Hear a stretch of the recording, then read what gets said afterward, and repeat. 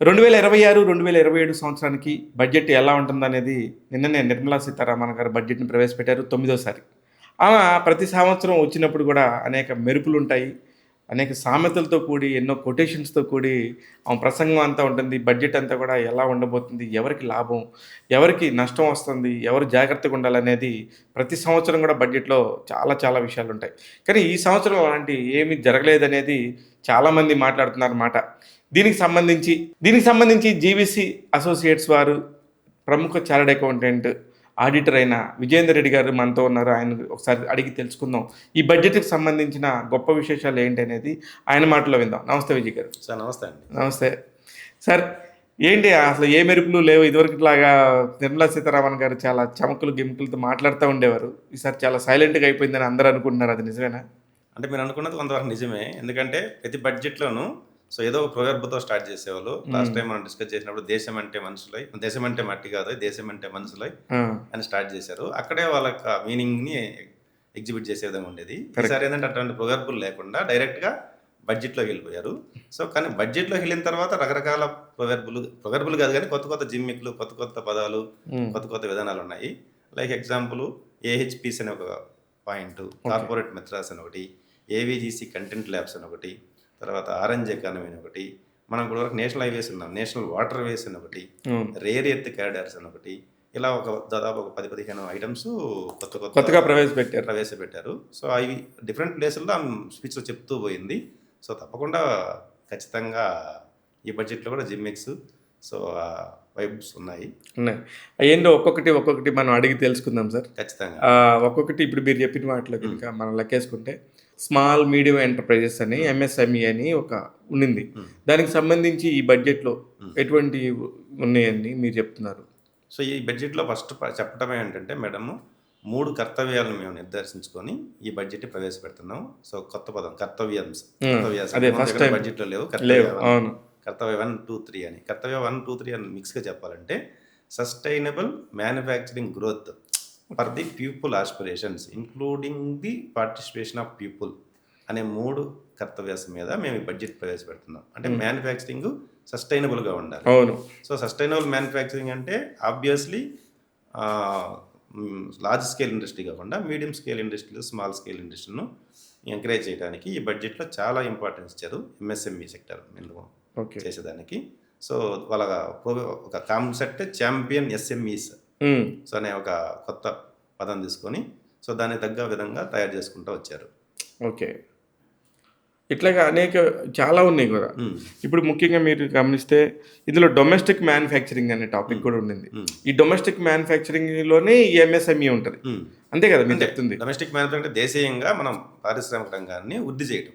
So దేశీయంగా పారిశ్రామిక రంగం వృద్ధి చేయడం అంటే పెద్ద పెద్ద సిటీలు, మెట్రో సిటీలు కాకుండా స్మాల్ టౌన్స్, మీడియం టౌన్స్లలో ఈ వాటిని డెవలప్ చేయడానికి అది కూడా సెంట్రల్ గవర్నమెంట్ సపోర్ట్ చేస్తుంది. Central government support in the space meaning so infrastructure development, దానికి కావాల్సిన ఎకోసిస్టమ్ డెవలప్మెంటు, దానికి కావాల్సిన ట్రాన్స్పోర్ట్ ఫెసిలిటీస్ డెవలప్మెంట్ తయారు చేయడం మీద మేము ఫండింగ్ ఖర్చు పెడతామని వాళ్ళు బడ్జెట్లో చెప్పారు. ఓకే.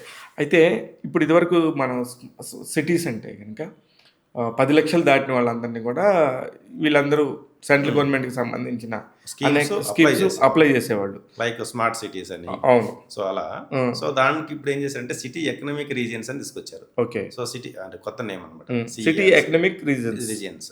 ఇంత ముందున్న 10 lakhs ప్లస్ పాపులేషన్ సిటీలకి ఏదైతే సెంట్రల్ గవర్నమెంట్ సపోర్ట్ చేస్తుందో ఇప్పుడు 5 lakh ప్లస్ ఉన్న సిటీస్ని కూడా మేము ఈ స్కీమ్ కింద సపోర్ట్ చేస్తాము. ఓకే. ఇది ఇండైరెక్ట్ గా మళ్ళీ మ్యానుఫ్యాక్చరింగ్ అది ఎంఎస్ఎంఈకి కిందకే వస్తుంది. సో వాళ్ళకి డెవలప్ చేయడానికి, వాళ్ళని ప్రమోట్ చేయడానికి ఉద్దేశించబడిన స్కీమ్. అంటే 5 lakhs అంటే చాలా టౌన్స్, అప్పుడు చాలా టౌన్స్ ఇంక్లూడ్ అయిపోతాయి. ఇదివరకు ఇప్పుడు నర్సరావుపేట, గుంటూరు ఇంతకుముందు పెద్ద సిటీ కింద లెక్కేసుకున్నాం. గుంటూరు కూడా పెద్ద 10 లక్షలు దాటలేదు, ఇంకా కష్టపడుతున్నారు. ఓకే. సో ఇప్పుడు అట్లా గుంటూరు, నర్సరావుపేట, కొంచెం పెద్ద పెద్ద సిటీలు, కాకినాడ, నెల్లూరు ఇవన్నీ కూడా ఇప్పుడు మనం 5 lakhs ప్లస్ పాపులేషన్ సిటీలో ఉంటాయి. అప్పుడు ఇవన్నిటికి కూడా ఉపయోగకరంగా ఉంటుంది. మీకు ఆంధ్రప్రదేశ్లో 2 సిటీలే 10 లక్షలు దాటినాడు, ఒకటి విజయవాడ, విశాఖపట్నం. మిగతా వేవి కానీ 10 లక్షల పాపులేషన్ దాటినట్టు కాదు.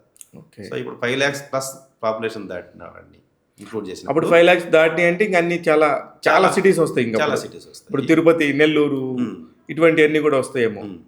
సో ఇలాంటివి వస్తాయి. సో అక్కడ సెంట్రల్ గవర్నమెంట్ ఫండ్తో ఇన్ఫ్రాస్ట్రక్చర్ ఫెసిలిటీస్ డెవలప్ చేస్తారు. సో దట్ ఏంటంటే మ్యానుఫ్యాక్చరింగ్ ఇండస్ట్రీ డెవలప్ అవ్వడానికి ఒక ఎకో సిస్టమ్ తయారవుతుంది. అదే ఇప్పుడు ఇప్పుడు మీరు అంతకుముందు చెప్పినట్టు కనుక ఇంతకుముందు మనం మాట్లాడుకుంటుంటే కాలేజీకి సంబంధించి ఐఐటీస్కి సంబంధించి ఏమేమి బెనిఫిట్స్ ఇచ్చారని చెప్పుకున్నాం.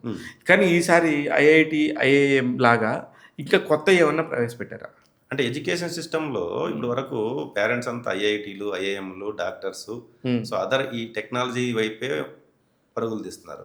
సో అదే కాకుండా మన భారతదేశం ఆయుర్వేదికం మీద కూడా చాలా ఇంపార్టెంట్ ఉంది కాబట్టి సో ఫస్ట్ టైం ఐఐటీలకి ధీటుగా ఐఐఏఎస్, ఇండియన్ ఇన్స్టిట్యూట్ ఆఫ్ ఆయుర్వేదాస్ అనే కొత్త కోర్సు కాదు, కొత్త ఇన్స్టిట్యూట్స్. అంటే ఐఐటీలు అంటే ఇన్స్టిట్యూట్స్ అన్నమాట. సో అలాంటి ఇన్స్టిట్యూట్స్ ని ఒక 5 ఎస్టాబ్లిష్ చేయాలి ప్రైమరీగా ఈ ఇయర్ లో. సో ఈ ఫైనాన్షియల్ బడ్జెట్ లో అని దానికి 5,000 crores ప్లస్ బడ్జెట్ ని అలొకేట్ చేసి ఐఐఏఎస్ అంటే స్టూడెంట్స్ ని కొత్త వాటి వైపు వెళ్ళే విధంగా ఎంకరేజ్ చేసే విధంగా చాలా చేశారు. ఇది మన భారతదేశానికి మన ఆయుర్వేదం అనేది మన ఆయుపట్టు ఫస్ట్ ఒరిజినల్ గా మెడిసిన్ తయారు చేసింది మన దగ్గర. ఇలాంటి ఇన్స్టిట్యూట్లు పెట్టి ఎంకరేజ్ చేయడం వల్ల చాలా మంది ఈ కోర్సులో చేరడం వల్ల సో మన ఇండియన్ ఎకానమీ కానీ ఆయుర్వేద సంబంధించిన వాళ్ళు కానీ డెవలప్ అవడానికి అవకాశం. ఆయుర్వేదం డెవలప్ అవుతుందంటే మళ్ళీ ఆటోమేటిక్గా ఏంటి మన రూరల్ లెవెల్లో ఉన్న అగ్రికల్చర్ డెవలప్ అయినట్టే. ఎందుకంటే ప్రతి ఆయుర్వేదంలో వాడే ప్రోడక్ట్ ఇక్కడ అగ్రికల్చర్ ప్రొడ్యూస్. కరెక్ట్. సో ఈ అగ్రికల్చర్ ప్రొడ్యూస్ని ప్రాపర్గా యూటిలైజ్ చేయాలంటే ఏంటి, దానికి కావాల్సిన టెక్నికల్ అండ్ సైంటిఫిక్ రీసెర్చ్ ఉండాలి. అప్పుడు ఎప్పుడైతే ఐఏఎస్ వస్తాయో వాటిని ఇంకా ఇంప్రూవ్ చేసినట్టు అవుతుంది. ఇలా ఐఏఎస్ని అప్పుడు దీనివల్ల రైతులకు కూడా బెనిఫిట్ అవుతుంది. రైతులు కూడా అగ్రికల్చర్కి కూడా మనకి ఇంప్రూవ్ చేయడానికి సో వాళ్ళ పంటలకి అయితే తెలియకుండానే ఈ బడ్జెట్లో రైతులకు చాలా ఉపయోగకరమైన ఔషధ గుణాలు ఉన్న వాటన్నిటికి కూడా ఆ రైతులు ఎవరైతే ఉన్నారో వాళ్ళందరూ కూడా లాభసాటిగా ఉంటారు. అంటే మనము రైతుల్ని మీరు పంట మార్పిడి చేయండి, ఈ పంట వేయద్దు ఆ పంట వేయద్దు అని చెప్పేదానికన్నా సో వాళ్ళు పండించే పంటలకి గిరాకీ వచ్చింది అనుకోండి, రేట్ వస్తుంది అనుకోండి, ఆబ్వియస్లీ వాళ్ళే మారిపోతుంటారు. అంతే. సో ఇట్లాంటి ఇన్స్టిట్యూట్లన్నీ వచ్చి సో రీసెర్చ్ పెరిగి దాని యొక్క గ్రోత్ పెరిగింది అనుకోండి, ఆబ్వియస్లీ ఆ ప్రొడ్యూస్ కావాలి కదా. సో ఆబ్వియస్లీ రైతులు అందరూ దానికి షిఫ్ట్ అవుతారు. కరెక్ట్. సో ఇట్లా ఐఏఎస్ వల్ల ఇండియన్ అగ్రికల్చర్ సెక్టారు చాలా ఇంప్రూవ్ అయ్యేదానికి అవకాశం ఉంది. ఇప్పుడు ఇదివరకు మనం మాట్లాడుకుంటే నాకు బాగా గుర్తు పిల్లల ఎడ్యుకేషన్ సిస్టమ్కి సంబంధించి అయితే అటల్ టింకరింగ్ ల్యాబ్స్ ATL అనేది మనం చాలా గట్టిగా మాట్లాడుకున్నాం. ఆ విషయం గురించి అందరూ కూడా చాలా అప్రిషియేట్ చేశారు. అంటే ఎడ్యుకేషన్ మిడిల్ స్కూల్ నుంచే కొన్ని రకాలైన వృత్తులని పిల్లలు చేపట్టి దానిలో ఇంకా వాళ్ళు బాగా నెంబర్ అనుకుంటే వాళ్ళ భవిష్యత్తు చాలా బాగుంటుంది అనేది అప్పటి నుంచే వాళ్ళ టాలెంట్ని అప్పటి నుంచే మనం కనిపెట్టచ్చు అనేది అప్పుడు అనుకున్నారు. అయితే ఇప్పుడు దానికి అట్లాంటిది ఈ సంవత్సరం ఏమన్నా వచ్చినాయా? అంటే అటల్ టింకరింగ్ ల్యాబ్స్ని అట్లానే ఇంప్రూవ్ చేస్తున్నారు, దాన్ని కంటిన్యూ చేస్తున్నారు. కంటిన్యూ చేస్తూ ఇప్పుడు కొత్త ఒక ల్యాబ్ని పట్టుకొచ్చారు, AVGC ల్యాబ్స్ అని. Okay. AVGC content creator labs. Okay. దీన్నే మనము ఆరెంజ్ ఎకానమీ అనే ఒక కొత్త ఎకానమీ క్రియేషన్ చేసి దాని కింద తీసుకొచ్చారు. అంటే like software, manufacturing sector, hospitality. So అలాగనే ఇప్పుడు ఆరెంజ్ ఎకానమీ అని కొత్త వర్డ్ సో ఆ కొత్త వర్డ్ ఏంటంటే AVGC content create labs. So AVGC అంటే animation, visual effect, gaming, comic, content creator labs. Okay. AVGC అంటే అది దట్ ఈస్ ద నేమ్ అన్నమాట. ఓకే. సో దానికి కావాల్సిన కోర్సెస్, దానికి కావాల్సిన ఫెసిలిటీస్, సిస్టమ్స్ ఇంపోర్ట్ చేసి ల్యాబ్స్ ని డెవలప్ చేస్తారు. ఎక్కడ ఈ ల్యాబ్స్ డెవలప్ చేస్తారు? సో ఇండియా వైడ్ ఉన్న సెకండరీ స్కూల్స్లో ఆల్మోస్ట్ ఒక 15,000 స్కూల్స్ని సెలెక్ట్ చేసి ఒక 500 కాలేజెస్ని సెలెక్ట్ చేసి మేము ఈ ఇయర్ దాని కింద ఒక 5,000 ప్లస్ కోర్స్ బడ్జెట్ని పెట్టి సో వాటిని డెవలప్ చేస్తాము. సో AVGC కంటెంట్ అనేది కొత్త కంటెంట్ ల్యాబ్ని తయారు చేస్తామని చెప్పారు. ఇది చాలా నిజంగానే మంచి ఇనిషియేషన్. మీరు చెప్తుంటే నాకే అనిపిస్తుంది 15,000 స్కూల్స్ అంటే దేశం మొత్తం మీద 23 జిల్లాల్లో 29 స్టేట్లలో 29 స్టేట్లలో చాలా స్కూల్స్ అన్ని కవర్ అవుతాయి. సో ఆ స్కూల్స్లో గవర్నమెంటే బడ్జెట్ పెట్టి ఈ ల్యాబ్స్ని క్రియేట్ చేయడం వల్ల సో పీపుల్ ఏంటంటే ఓన్లీ ఇంజనీరింగే కాదు చదువు, ఓన్లీ మెడిసినే కాదు చదువు, ఇలాంటి వాటిల్లో కూడా చాలా ఉంది లైఫ్ అనే దానికి కన్వర్ట్ అవ్వడానికి చాలా యూజ్ అవుతుంది. కానీ మన ఇద్దరం ఎప్పుడు మాట్లాడుకున్న ఓన్లీ ఇంజనీరింగ్, ఓన్లీ మెడిసినే కాదు, చాలా ఉన్నాయి కోర్సులు అని మనం ఎప్పుడు మాట్లాడుతుంటే ఇంజనీర్స్కి, డాక్టర్స్కి మన మీద కోపం వస్తుందేమని నాకు డౌట్ విజయ్ గారు. అంటే ఇంజనీరింగ్ డాక్టర్ చదవమని కాదు, చదవద్దని కాదు. సో అందరూ వాటికే ప్రిఫరెన్స్ ఇచ్చి దానికే కష్టపడి దానికే అట్లా అవ్వకుండా దేశంలో చాలా ఉన్నాయి కదా. అవును. సో ప్రపంచంలో ఆ 2 కోర్సులు కాదు కదా, చాలా కోర్సులు ఉన్నాయి. సో వాటికి కూడా ఆ qualified man power, skilled man power ఉండాలి కదా. అదే మీరు చెప్తుంది అదే, కానీ నాకేమో ప్రతిసారి ఇదేంటి మనం వాళ్ళని ఏదో విమర్శిస్తున్నట్టుగా ఉంటుంది లేదు అనిపిస్తుంది. విమర్శనేం కాదు. సో ఇప్పుడు ఈ బడ్జెట్లో మీరు చూస్తే ఏహెచ్పిసి అని తీసుకొచ్చారు. ఓకేనా, అలైడ్ హెల్త్ ప్రొఫెషనల్స్ అని. Allied health professionals. Allied health professionals. So allied health professionals కూడా నథింగ్ బట్ మెడికల్ ఫీల్డ్ లోనే డాక్టర్స్, ఎంబీబీఎస్, ఎండి, సూపర్ స్పెషలిస్టులు కాకుండా అలైడ్ హెల్త్ ప్రొఫెషనల్స్ అని ఒక 10 డిసిప్లినరీస్ కింద తీసుకొచ్చారు అనమాట. తీసుకొస్తే వాళ్ళు ఏంటి, ఈ హాస్పిటల్ రిలేటెడ్లో బ్యాక్గ్రౌండ్కి సంబంధించిన టెక్నాలజీ కానీ, లేదంటే మిషనరీ కానీ, లేదంటే post operation, post surgery services కానీ, వీటన్నిటి మానిటర్ చేస్తానికి ఒక ఏహెచ్పిసి తీసుకొచ్చారు. ఇలా తీసుకురాకుండా ఉన్నంతకాలం ఏంది, డాక్టరే అన్ని చేస్తున్నాడు అనుకుంటాం కదా అనే ఫీలింగ్ లేకుండా కొత్త కోర్సుని ఏహెచ్పిసి అనేది, మనం బడ్జెట్లో జిమ్మెక్ అని చెప్పాం కదా, ఇదే ఒక పదం. Allied health professional. Allied health professionals అనగానే నాకు గుర్తొస్తుంది ఏంటంటే, గతంలో మనం గమనిస్తే ల్యాబ్ టెక్నీషియన్స్ లాగా ఒక కోర్స్ ఉంటుంది సపరేట్గా. అట్లానే వీళ్ళకి కూడా ఏమైనా కోర్స్ ఉంటుందా, లేకపోతే వీళ్ళేంటి, వీళ్ళు కొన్ని యూనివర్సిటీలు క్రియేట్ చేసి, ఇంతకుముందు మనం ఐఏఎస్ లాగా ఎట్లా చెప్పాము, కొన్ని యూనివర్సిటీలు క్రియేట్ చేసి కొన్ని యూనివర్సిటీ సెలెక్ట్ చేసుకొని ఆ యూనివర్సిటీలో ఈ కోర్స్ కంటెంట్ని డెవలప్ చేసి, సో ఇదొక కోర్సుగా తీసుకొస్తారు. ఓకే, అప్పుడు దానివల్ల కూడా కొత్తగా మెడికల్ ఫీల్డ్లో అనేక జాబ్లలో కొత్త జాబ్స్ వచ్చేదానికి, కొత్త కోర్సులు చదివేదానికి ఇంప్రూవ్ అవుద్ది. ఓకే, ఇప్పుడు సడన్గా సార్ నాకు అర్థం కాదు ఏంటంటే, మీరు ఆడిటర్ కాబట్టి అడుగుతున్నాను నేను, అసలు నాకు అర్థమే కాదు, గోల్డ్ సడన్గా ఏంటి అసలు అందుకోలేనంత స్థాయికి వెళ్ళి, ఒక మిడిల్ క్లాస్ వాడు, అబోవ్ మిడిల్ క్లాస్ వాడు, అమ్మ గోల్డ్ షాప్ అంటే ఇంక లేదు, మనం అటు వెళ్ళే పరిస్థితి లేదనే పరిస్థితికి వచ్చింది. అలాగే సిల్వర్ అయ్యింటి రన్నింగ్ చేస్తూ ఉన్నాయి. ఎందుకు సార్ గోల్డ్ సిల్వర్ ఇలాగ వెళ్తున్నాయి అంటే అది ఒక పెద్ద సబ్జెక్టు.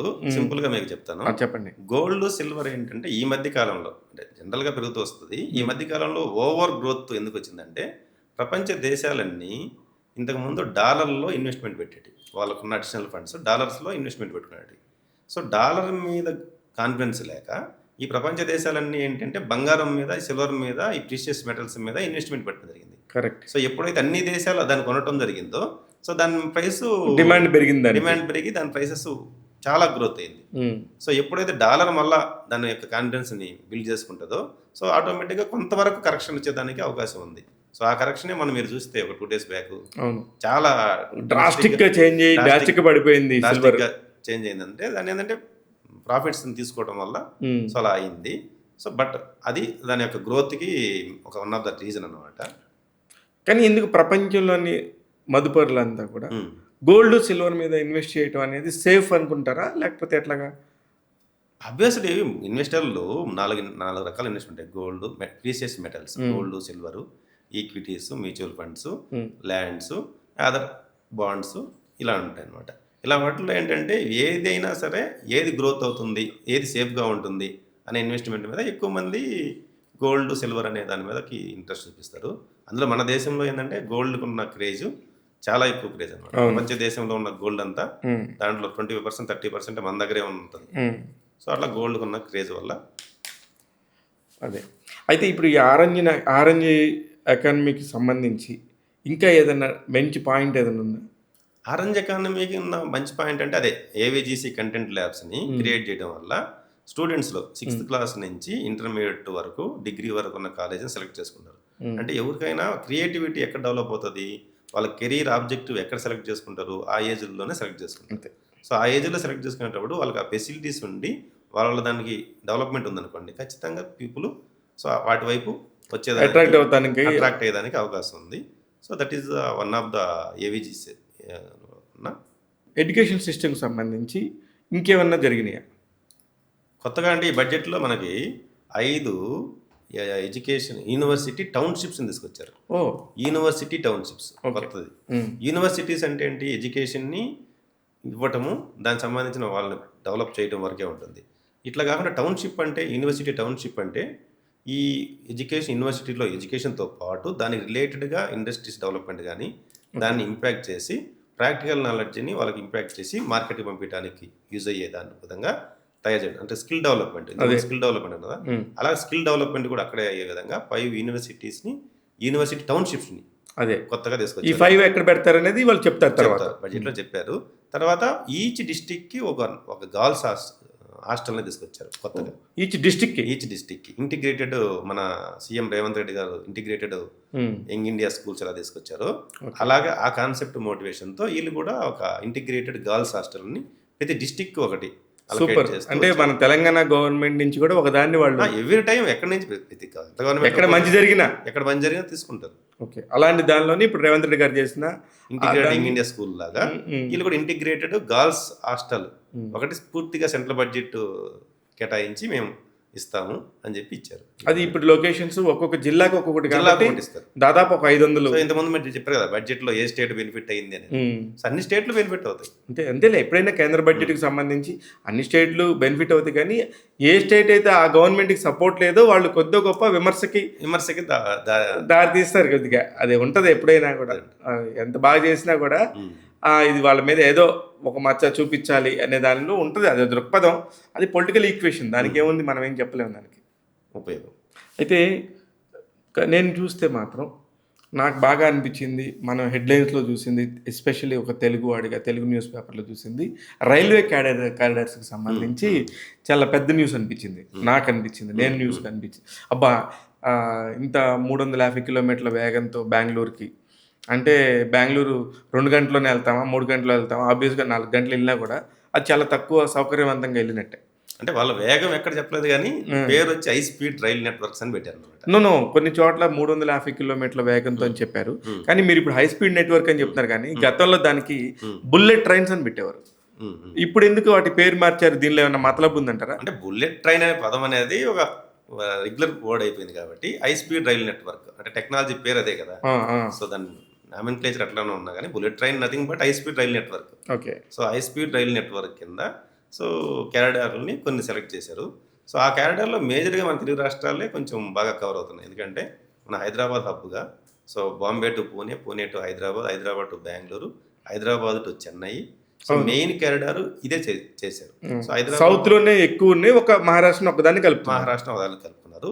ఇది మేజర్గా ఒక సెక్టర్ అయింది. తర్వాత ఢిల్లీ నుంచి వారణాసి, సిల్గురి అని ఒక నార్త్ ఈస్టర్న్ స్టేట్లలో కొంచెం కవర్ అయ్యేటట్టు ఒకటి క్రియేట్ చేశారు. సో ఇది ఒక మనం ఆహ్వానించదగ్గ విషయం. సో ఎంత ఒక 1 lakh ప్లస్ బడ్జెట్ని దీనికి 1 lakh crores బడ్జెట్ని దీనికి కేటాయించారు. ఎందుకంటే హై స్పీడ్ రైలు నెట్వర్క్ అంటే ఇప్పుడు ఉన్న ఎగ్జిస్టింగ్ రైలు ట్రాక్స్ సిస్టమ్స్ వాటికి మ్యాచ్ అవ్వాలి. దాదాపు 250 దానికి సపరేట్ క్యారిడార్ తయారు చేయాలి కాబట్టి ఖచ్చితంగా బడ్జెట్ అవసరం అవుతుంది. స్లోగా రాబోయే రోజుల్లో మనం కూడా హై స్పీడ్ ట్రైన్స్ చూస్తాం. మనం వందే భారత్ ట్రైన్స్ ఉన్నాయి కదా. సో వందే భారత్ ట్రైన్స్ మనం ఎక్స్పెక్ట్ చేయలేదు, వందే భారత్ ట్రైన్స్ వచ్చాయి.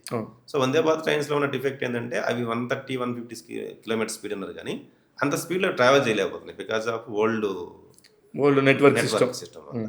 సో ఆబ్వియస్లీ ట్రాక్స్ కానీ అక్కడ ఉన్న మెకానిజం వల్ల బట్ అవి నార్మల్ ట్రైన్ కన్నా ఎక్కువ స్పీడే పోతున్నాయి. సో కానీ గమ్యస్థానాలకి ఇప్పుడు వైజాగ్, హైదరాబాద్ టు వైజాగ్ అంటే దాదాపు 10 hours లోనే రీచ్ అవుతున్నాయి.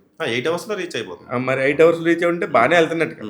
అంటే వాటికి ఇచ్చిన స్పీడ్ ప్రకారం 8 hours కాదు, ఇంకా 5 hours 6 hours లోనే వెళ్ళాలి. 130 యావరేజ్ స్పీడ్ అని చెప్పారు. వాటికి యావరేజ్ స్పీడ్ 130 అన్నప్పుడు మనకి 600 ప్లస్ చేంజ్ వస్తుంది. వైజాగ్ 5 hours లో రీచ్ అవ్వాలి, కాబట్టి 8 hours పడుతుంది because of this network problem. Okay, railway network అంటే అదే ఇప్పుడు నెక్స్ట్ వచ్చేయి ఈ 1,00,000 కోట్ల పెట్టేదానికి దానికి తగ్గ ఇన్ఫ్రాస్ట్రక్చర్తో వస్తుంది హై స్పీడ్ రైల్స్. అయితే ఇప్పుడు తెలంగాణ, ఇది రాజకీయం అనుకోవద్దు, బడ్జెట్కి సంబంధించి తెలంగాణ వాళ్ళకి చాలా అన్యాయం జరిగింది ఈ బడ్జెట్ వల్ల అనేది ఒక హెడ్లైన్ చదివాను నేను. ఇది ఎంతవరకు కరెక్ట్ అంటారు మీ పాయింట్ ఆఫ్ వ్యూలో? అంటే అట్లా ఒక స్టేట్ ని బట్టి బడ్జెట్ అన్యాయం జరిగింది అనే దాని విధంగా చూడలేము.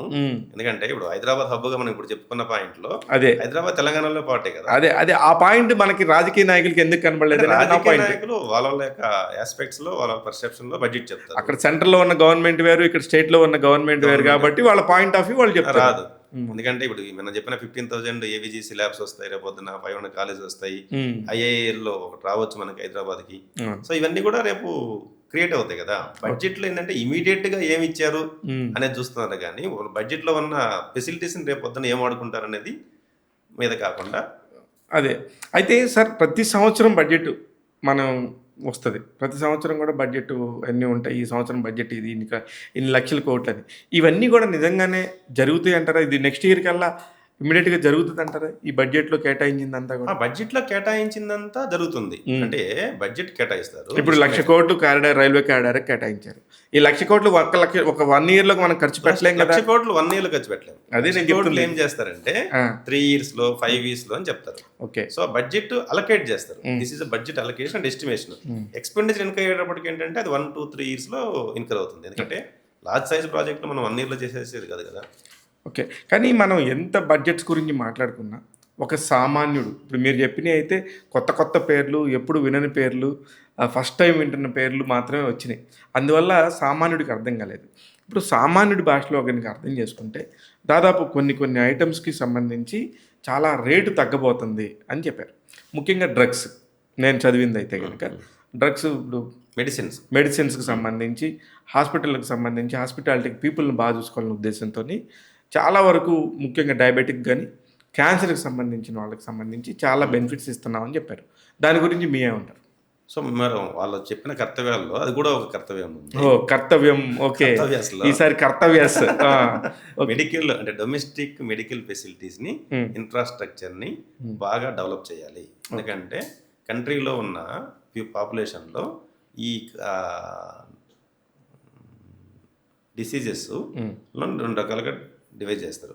సో వాటిల్లో ఉన్న క్రానిక్ డిసీజెస్లో డయాబెటీస్, క్యాన్సరు, సో ఇంకా అదర్ డిసీజెస్ కొన్ని ఉన్నాయన్నమాట. వాటిన్నిటికీ ఏంటంటే ఇంప్రూవ్ అవుతున్నాయి. ఓకే, ఇంకా పెరిగిపోతా ఉన్నారు జనాలు. సో వాటిని కంట్రోల్ చేయడానికి అయ్యే మెడిసిన్ మీద ఖర్చుని, సో ఆ మెడిసిన్ మీద ఖర్చుని తగ్గించడానికి ఈ బడ్జెట్లో చాలా 17 types ఆఫ్ మెడిసిన్స్ మీద ఆల్మోస్ట్ చాలా రేట్ని తగ్గించారు. అదొకటి. అలాగే ఈవీకి సంబంధించిన ఈవీ బ్యాటరీస్ మనం కనుక గమనిస్తే, నాకు ఈవీ చూడగానే నాకు 2-3 ఏళ్ల కనుక గమనిస్తే ఒక 100 కార్లు పోతుంటే రోడ్డు మీద ఒక 2 కార్లు మాత్రం ఈవీ కనిపించాయి. ఇప్పుడు 100 కార్లు వెళ్తుంటే రోడ్డు మీద ఒక 20% కార్లు ఈవీ కనపడుతున్నాయి. దీనికి సంబంధించి ఈవీని డెవలప్ చేసే ఉద్దేశంతో ఈవీ బ్యాటరీస్ కూడా బెనిఫిట్స్ ఇవ్వబోతున్నారా? ఈవీ బ్యాటరీస్ కూడా మీకు ప్రముఖ పాత్ర ఇచ్చారు బడ్జెట్లో. సో వాటి రేట్లు తగ్గించడం కానీ, వాటి ఇంపోర్ట్ సంబంధించిన రా మెటీరియల్స్ కానీ, వాటిని విడి భాగాలు తీసుకొచ్చి ఇక్కడ మ్యానుఫ్యాక్చరింగ్ చేసే విధంగా ఎంకరేజ్ చేయడం కానీ, సో చాలా తగ్గించారు ఈ బడ్జెట్లో. సో రాబోయే రోజుల్లో ఈవీ బ్యాటరీస్, ఈవీ రిలేటెడ్ ఏదైనా సరే మనకు బాగా రేట్ తగ్గడానికి ఎంకరేజ్మెంట్గా ఈ బడ్జెట్లో ఇచ్చారు. అలాగే ఇప్పుడు సోలార్ ప్యానెల్స్కి సంబంధించి కూడా మనం మాట్లాడితే అంతకుముందు పవర్ కన్జంప్షన్ కానీ దానికి సంబంధించిన కోల్ వాడేది కానీ చాలా ఎక్కువ ఉండేది. రానున్న రోజుల్లో కాకపోతే ఇప్పుడు మారుతున్న రోజుల్లో దాదాపు కొంచెం ఈ సోలార్ ప్యానెల్స్ వాడటం అనేది కొంచెం ఎక్కువైంది, కొంచెం జనాలకు అవగాహన వస్తుంది. ఇప్పుడు గేటెడ్ కమ్యూనిటీస్లో తీసుకుంటే కనుక దాదాపు మల్టీపర్పస్కి సంబంధించి వాడే అన్నీ కూడా సోలార్ మీదకి దృష్టి మళ్ళించేటట్టుగా వాళ్ళు చేస్తున్నారు. దానికి సంబంధించి ఇప్పుడు కూడా వీటికి సంబంధించి రేట్లు తగ్గించారంటారా? అంటే పవర్ మీద ఏంటంటే ఇంతకు ముందు మనం చూస్తే మనం పవర్లో హైడ్రో పవర్ ఉండేది, అంటే వాటర్ నుంచి తీసుకునేవాళ్ళం. తర్వాత థర్మల్ పవర్ వచ్చింది. థర్మల్ పవర్ అంటే మీకు కోల్ నుంచి తీసుకుంటాం. సో తర్వాత ఏంటంటే సోలార్ పవర్. సో ఈ సోలార్ పవర్ మీద మన కంట్రీ లాస్ట్ 10 yearsగా స్లోగా షిఫ్ట్ అవుతూ వస్తుంది. సో ఇప్పుడు ఏంటంటే లాస్ట్ 3 years నుంచి ఇప్పుడున్న గవర్నమెంట్ ఇంకా కొంచెం ఎక్కువ ప్రయారిటీ ఇచ్చి సోలార్ మీద రకరకాల స్కీమ్లు ఇచ్చి దాని సోలార్ని ఎంకరేజ్ చేస్తుంది.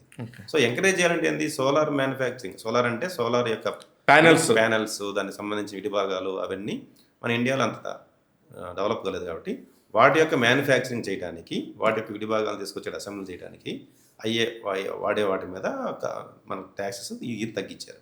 ఓకే. అయితే లెదర్ ప్రొడక్ట్స్ మీద కూడా చాలా వరకు తగ్గించారు. దానికి కారణం ఏంటి? లెదరు టెక్స్టైల్ ఉంది. ఇంతకుముందు ఏంటంటే మనం డైరెక్ట్ ప్రోడక్ట్ ఇంపోర్ట్ చేసుకుంటాం. డైరెక్ట్ ప్రోడక్ట్ ఇంపోర్ట్ చేసుకోవడం వల్ల ఏమవుతుందంటే కాస్ట్ పెరిగిపోతుంది. ఓకే. సో ఎక్కడో మ్యానుఫ్యాక్చరింగ్ అవుతుంది, ఆ గెయినింగ్ అంతా వేరే కంట్రీస్కి వెళ్ళిపోతుంది. సో ఇప్పుడు మనం ఏం చేసామంటే లెదరు, టెక్స్టైల్, రా మెటీరియల్స్ మీద తగ్గించాం. ఓకే. ఫినిష్డ్ ప్రోడక్ట్ మీద కాదు. కాబట్టి ఏంటంటే అవి తీసుకొచ్చి ఇక్కడ మ్యానుఫ్యాక్చరింగ్ చేస్తే మనకి ఎకనామిక్ బెనిఫిట్ ఉంటుంది. సో వాటి యొక్క రేటు కూడా మనకు తగ్గుతుంది కాబట్టి సో వాటి యొక్క రా మెటీరియల్ మీద మనం తగ్గించాం. ఓకే. అలాగే మైక్రో ఓవెన్స్ మీద అన్నారు. ఎప్పుడు నేను ఇట్లాంటి ఎలక్ట్రానిక్ పరికరాలు అని చెప్పి వినేవాడిని, కానీ ఫస్ట్ టైం మైక్రో ఓవెన్స్ అనే దాని మీద పర్టికులర్ టాపిక్ మీద చెప్తే నాకు అర్థం కాలేదు. అది ఎట్లాగా అంటే ఫర్ ఎగ్జాంపుల్ కోట్ చేసేటప్పుడు మైక్రో ఓవెన్స్ అని కోట్ చేశారు. అదే. సో వాటిలలో హౌస్ హోల్డ్ ఎలిమెంట్స్ చాలా ఉంటాయి కదా, అంటే ఎలక్ట్రానిక్ గూడ్స్ ఉన్నాయి కదా, కొన్ని ఎలక్ట్రానిక్ గూడ్స్ని ఇంతకుముందు మనం సోలార్ ఎట్లా అనుకున్నామో స్పేర్ పార్ట్స్ లాగా అంటే విడిభాగాల్ని తీసుకొచ్చి ఇక్కడ మ్యానుఫ్యాక్చరింగ్ చేసేటట్టుగా ఎంకరేజ్ చేయడానికి వాటిని తగ్గించారు. సో దట్ ఏంటంటే ఫైనల్ ప్రోడక్ట్ల మీద మనకి ప్రైస్ తగ్గుతుంది. అయితే ఇప్పుడు నేను గమనించింది ఏంటంటే గతంలో మనం ఒక స్టూడెంట్ అవుట్ ఆఫ్ కంట్రీ వెళ్ళాలంటే అలాగే కంపల్సరీ ఎవ్రీ ఇయర్ కూడా వేరే కంట్రీస్కి వెళ్ళి ఈ సంవత్సరం మేము ఇది చేసామని ఒక తృప్తి పొందే ఫ్యామిలీస్ ఉంటాయి కొన్ని టూరిజం మీద. అట్లాంటి దానికి కూడా బాగా కొంచెం సపోర్ట్ చేస్తున్నట్టుగా అనిపించింది నాకు. అంటే టూరిజం డెవలప్మెంట్ ప్రోగ్రామ్స్లో ఇంతకుముందు ఏంటంటే ఫారిన్ టూరిజం తగ్గించి డొమెస్టిక్ టూరిజం పెంచాలా అనే ఉద్దేశంతో కొంచెం ఫారిన్ టూరిజం ఎక్స్పెండిచర్ మీద కొంచెం ట్యాక్స్ ఎక్కువ పెంచారు. సో టీడీఎస్ లాగా. సో ఈ ఇయర్ ఏం చేశారంటే దాన్ని 5% నుంచి 2% రెడ్యూస్ చేశారు. బట్ డొమెస్టిక్ టూరిజం మీద కూడా చాలా కాన్సన్ట్రేట్ చేశారు. డిఫరెంట్ ప్యాకేజెస్ ఇచ్చారు. సో రెండింటిని కంబైన్ అదే సరే సమానంగా చూస్తున్నారు. అదే బ్యాలెన్స్ చేస్తూ మొత్తానికి టూరిజాన్ని డెవలప్ చేద్దాము, టూరిజం డెవలప్ చేద్దామని ఒక తీసుకున్నారు ఐడియా అయితే ఉన్నది.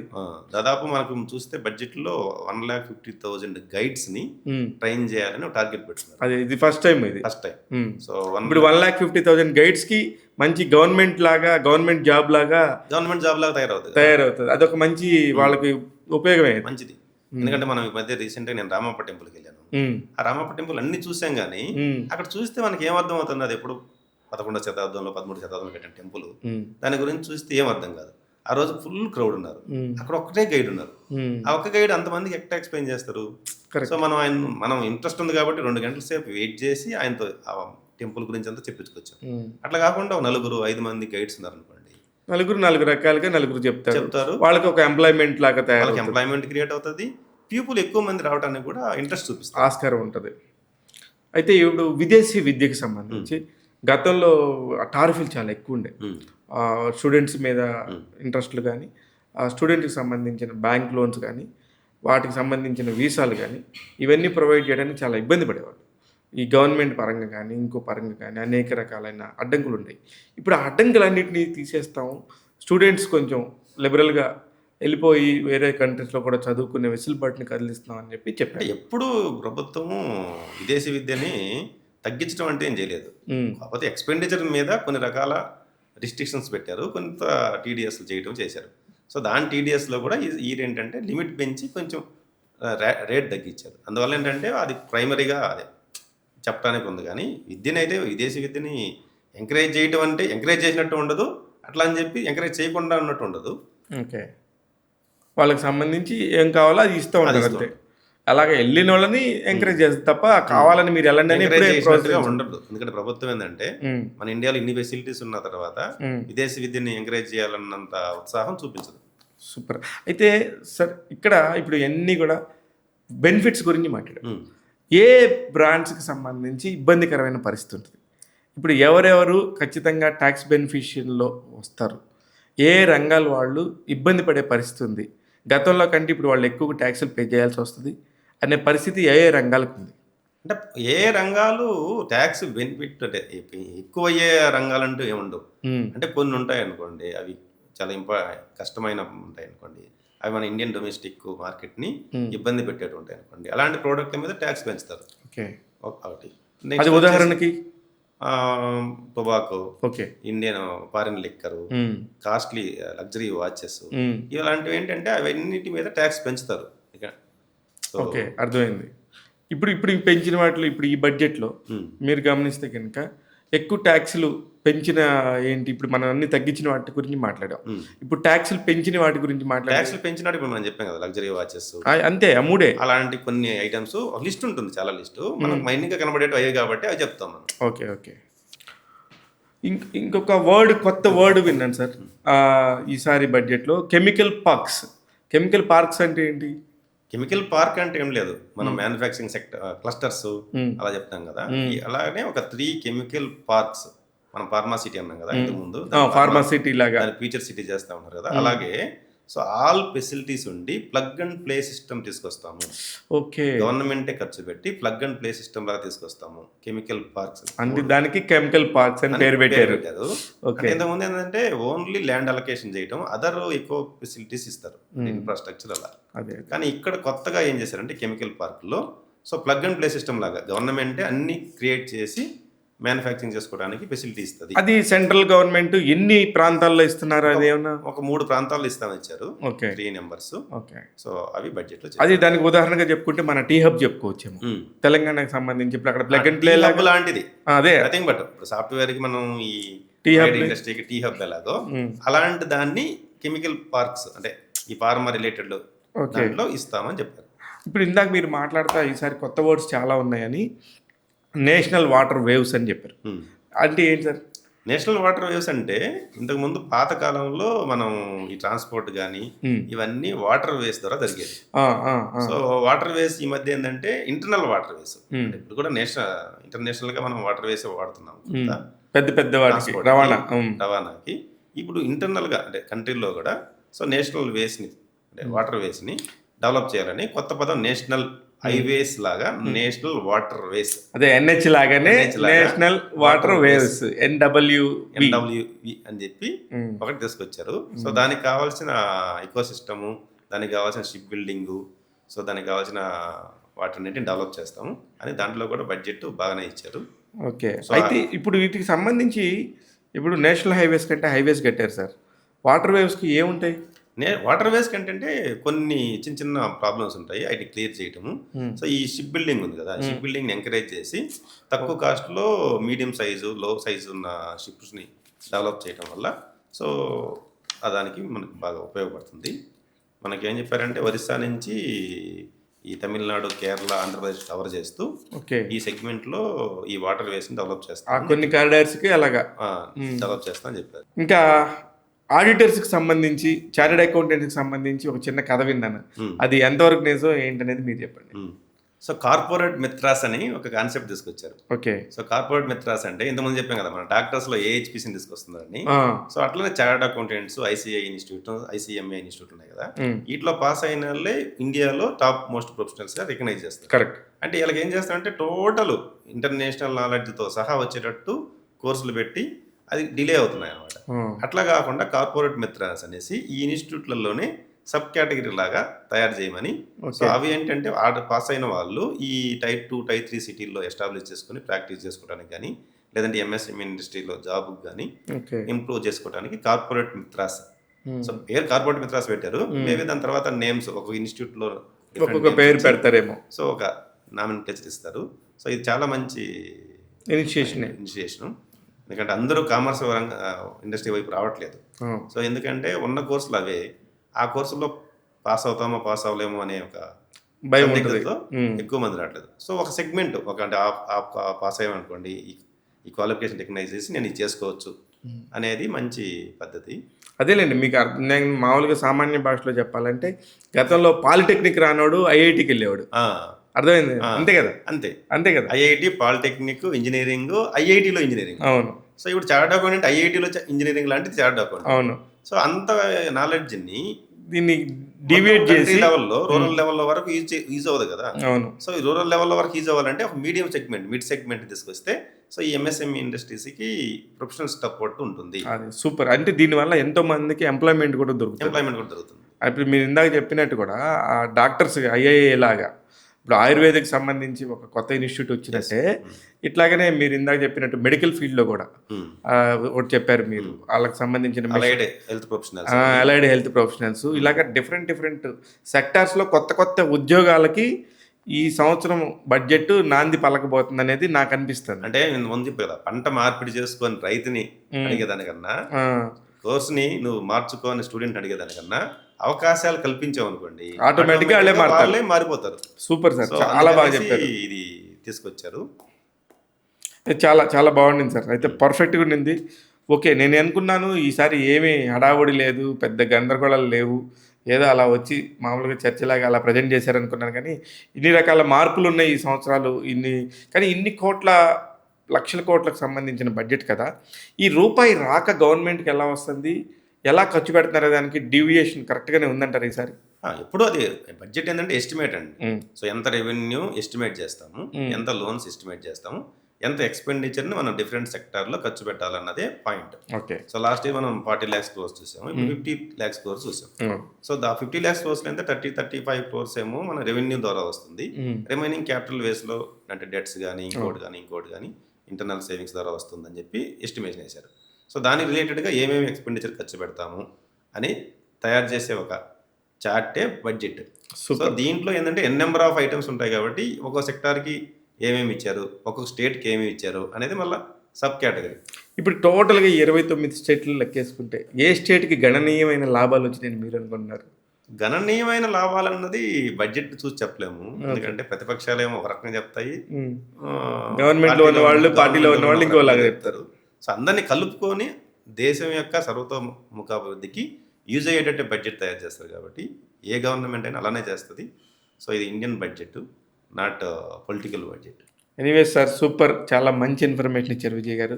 చాలా థ్యాంక్స్ మా ట్యాగ్ తెలుగు ప్రేక్షకుల తరపు నుంచి మీకు ధన్యవాదాలు. దీనికంటే చాలా చాలా మంచి విషయాలు చెప్పారు, చాలా అర్థవంతమైన విషయాలు చెప్పారు. ఎక్కడెక్కడ ట్యాక్స్కి సంబంధించి మాట్లాడాలి, ఏమేమి మనకు బెనిఫిట్స్ ఉన్నాయి, ఎవరు ప్రజలకి ఎలాగ ఉపయోగపడుతున్నారు అనే విషయాల్ని చాలా చక్కగా వివరించారు. థ్యాంక్ యూ అండి. ఇది మీరు ఈ సంవత్సరం బడ్జెట్సే కాకుండా మీరు ప్రతి నెల వచ్చి ప్రతి నెలలో ఏం జరుగుతుంది అనేది మా ట్యాగ్ తెలుగు ప్రేక్షకులకి మీరు అందించాలని మనస్ఫూర్తిగా కోరుకుంటున్నాను. తప్పకుండా అండి, ఈ అవకాశం మాకు ఇచ్చిన దానికి చాలా ధన్యవాదాలు. Thank you. సో ఖచ్చితంగా మేము కూడా చెప్పడానికి ట్రై చేస్తాం. థ్యాంక్ యూ విజయ్ గారు. Thank you very much. ఇదండి ఈ బడ్జెట్కి సంబంధించిన విశేషాలు. ఈ సంవత్సరం ఏం పెద్ద హడావుడి లేదనుకునే వాళ్ళందరికీ చాలా ఇన్డెప్త్గా ఉన్నాయి. చాలా మంచి విషయాల్ని మన ఆడిటర్ విజయేందర్ రెడ్డి గారు చెప్పారు, మన ముందుకు తీసుకొచ్చి. ట్యాగ్ తెలుగు ప్రేక్షకులందరూ కూడా అర్థం చేసుకోండి, చాలా చాలా బ్యూటిఫుల్ థింగ్స్ ఉన్నాయి. ఓన్లీ చదువులు అంటే ఇంజనీరింగ్, మెడిసినే కాదు, ఇంకా చాలా రకాలు ఉన్నాయి. వీటికి సంబంధించి అవగాహన కల్పిస్తూ వాళ్ళందరినీ, ఎంతోమందిని ఉద్యోగస్తులుగా చేసే ప్రయత్నమే ఈ బడ్జెట్లో కేటాయించబడిందని చెప్పేసి గవర్నమెంట్ నుంచి నిర్మలా సీతారామన్ గారు చెప్పినట్టుగా మనకు విజయ్ గారు చెప్పారు. అందరికీ ధన్యవాదాలు. చూస్తూనే ఉండండి ట్యాగ్ తెలుగు. నేను మీ శివ మల్లాల.